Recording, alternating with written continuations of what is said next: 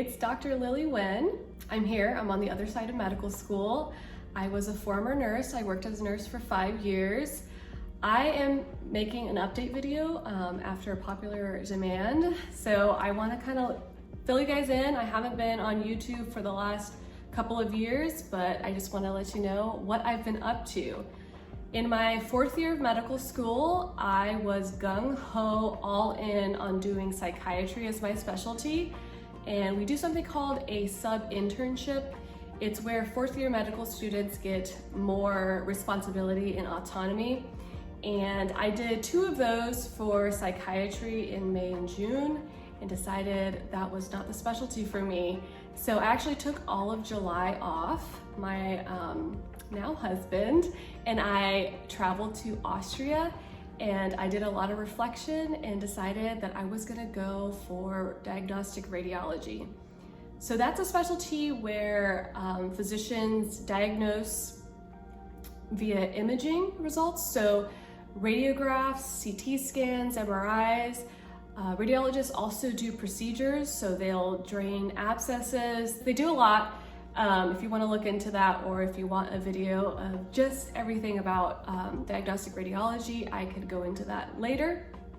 But I decided I basically wanted to do all of medicine, learn as much as possible about diagnosing pathology, and honestly, without all of the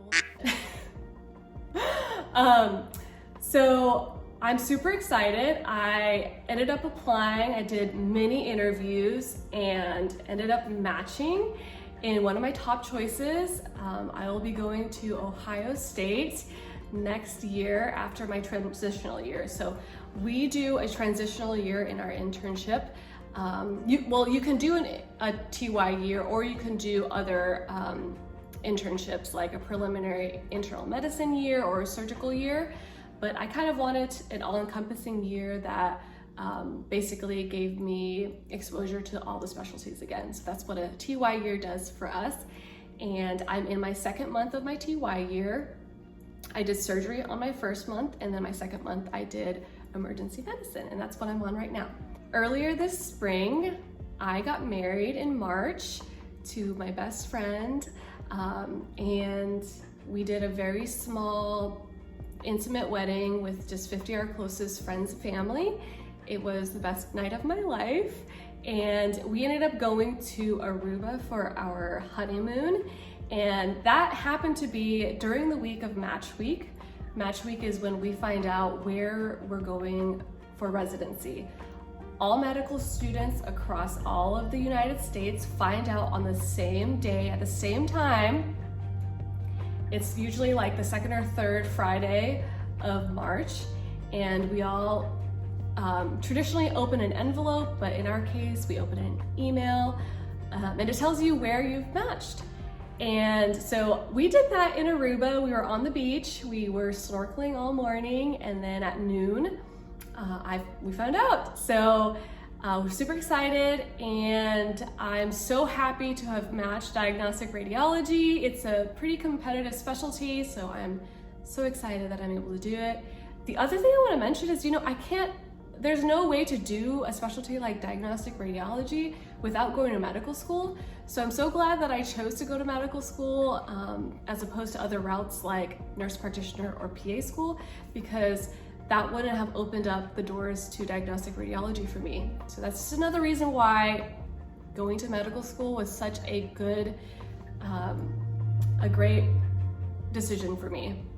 The rest of my 4th year was pretty free. I ended up doing a lot of traveling. I went to Spain and Nepal with some of my best friends, and I went to Portugal with my family. And I was able to do so much traveling in medical school, honestly, because I have learned how to churn credit cards. I know it's kind of a weird off-topic thing, but I use a lot of credit card points to get me around in traveling. I love to travel, and I wasn't gonna let medical school stop me from doing that. So I'm gonna kind of link some of the credit cards that I use. I'm not sponsored by them, but it's kind of one of those things that I feel like maybe medical students don't take advantage of. So anyways, I did tons of traveling in medical school, and honestly, it was all with the help of credit card points.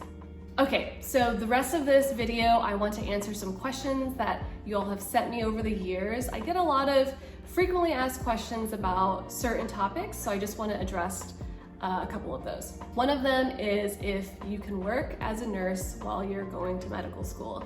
Personally, I did not. I really value my free time, and I did not want to spend my free time working. Now, I have a situation where I do not have children. I have a partner who works, and he does pay half of the bills, so that helps. And then I take out loans to help with living expenses. So I did not feel the need to have to work.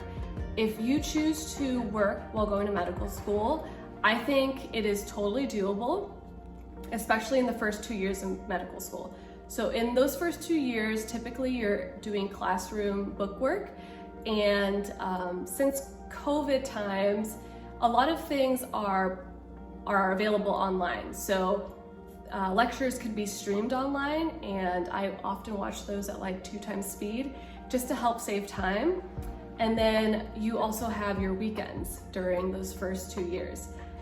And as a nurse, your job is so flexible, you're able to pick up evening shifts, you can pick up weekend shifts, you can go PRN.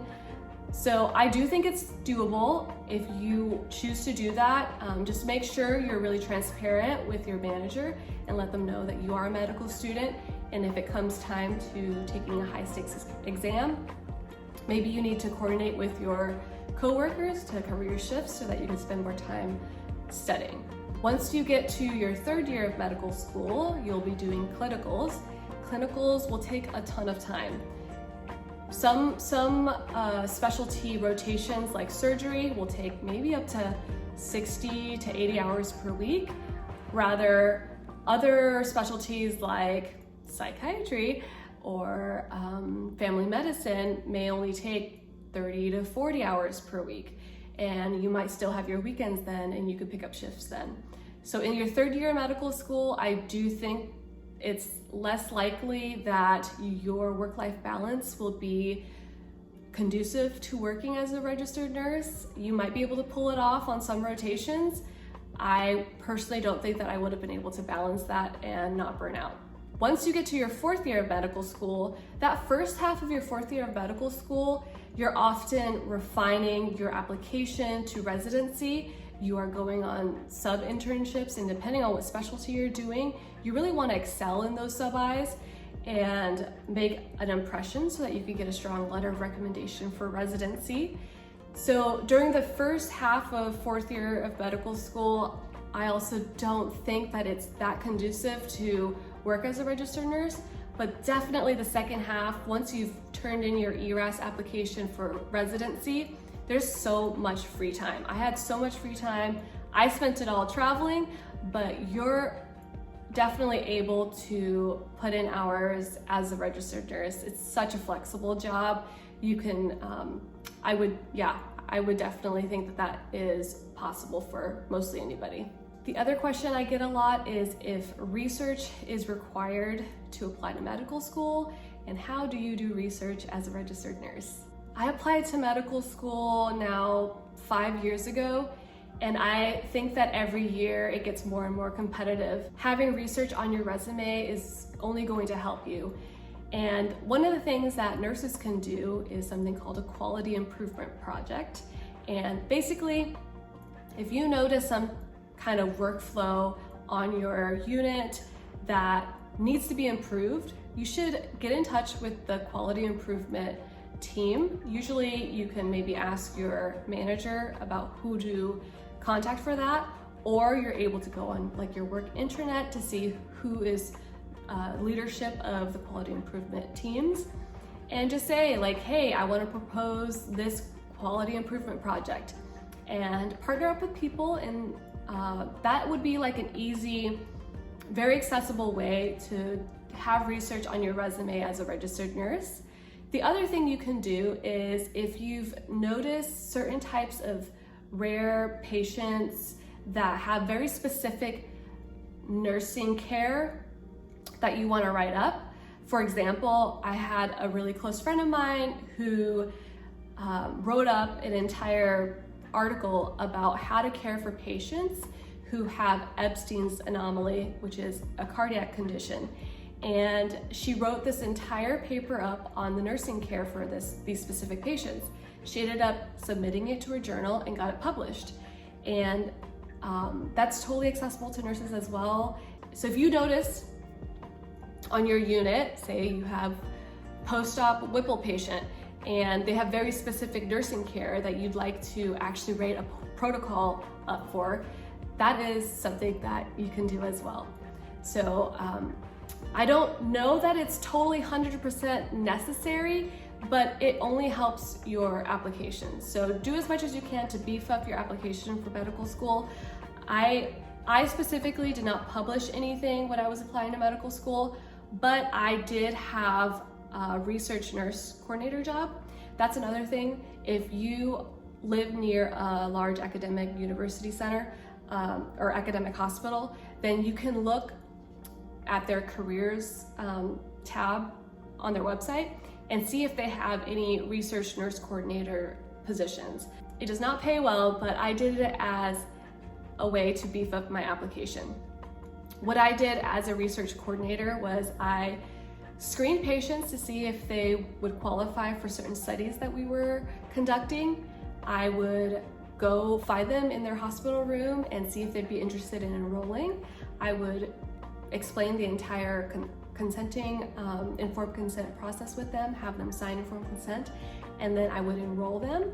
If it was a medication trial, I would administer the medication, I would collect lab work and do their follow-up appointments, and any other coordinating requirements for those studies. So it was a pretty interesting job. It does not pay well, like I said, and the work is kind of like desk work, Monday through Friday, 8 to 5. It did allow me to do night classes, so I was able to get prereqs done really well. And like I said, I was able to put it in my AMCAS application as research experience, even though I did not actually write up anything. It was just, it was just part of my job to do all of the research coordinating. Thanks so much for watching my video. I hope that I was able to answer a couple of your questions and update you on how life's going now. It's so great to be on the other side, finished with medical school. Here I am. The time has passed anyway. That's why I'm saying it's not too late. Go for it.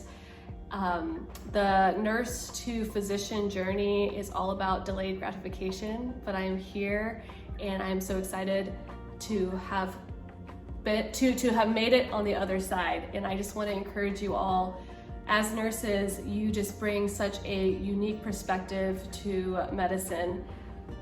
Go for it. I'm here for you.